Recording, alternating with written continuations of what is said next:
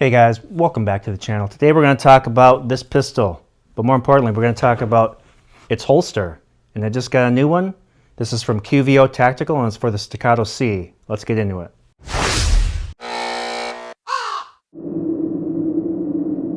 Okay, when I bought the Staccato C at time of purchase, really there weren't many holster options, right? So if I wanted to have a holster and a light, I had to go with kind of this pre-packaged Tenacore holster and Streamlight HLX. I broke the HLX recently, or it broke itself, and I threw it in the garbage. And I'm going back to my trusty Olight PL Valkyrie.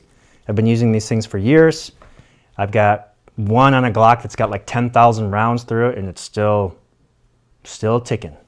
I also like the fact that, kind of like an Surefire X300, the end of the light protrudes past the end of the muzzle.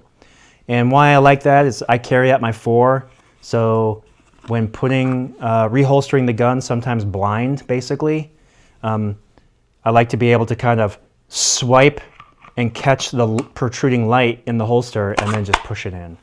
So that's typically how I'll reholster the weapon. Let's talk about this exact holster. This is the discreet inside the waistband holster. This is in black Kydex. I sprung for the multicam black Cordura wrap, which was 20 extra bucks.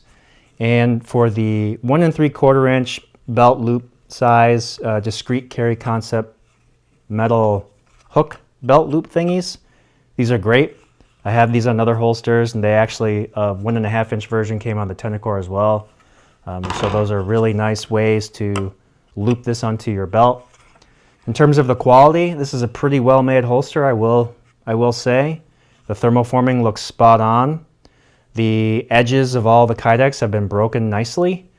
And the trimming of the Cordura fabric along the perimeter of the Kydex is really clean. Really cool! The only 2 little gripes I have is the Cordura could have been adhered maybe a little bit more thoroughly in all the little sort of nooks and crannies and undercuts. But overall it's acceptable, and you know, this thing's just gonna get beat up, so who really cares, I guess. My bigger gripe probably is when the weapon is inserted, and this is inside my belt line. This RMR runs a little bit lower than I typically like. It's more inside the actual belt line as opposed to being slightly superior. I'm proud of it. And I don't have the option to really raise the holster relative to the belt loops more than they already are. So I'm kind of stuck with how it is, but we'll see how it does over the next few months. But first impressions are this is a high quality item. And if I had to get a holster for another Staccato, I'd probably go back to QVO. He does a nice job, and he really caters to the Staccato crowd, so no complaints there. Anyways, that's pretty much it for this video, but this is a great segue to a project I'm working on. So like and subscribe, and you'll be notified when my video of can I 3D print a custom holster drops. That's it, guys. Peace out.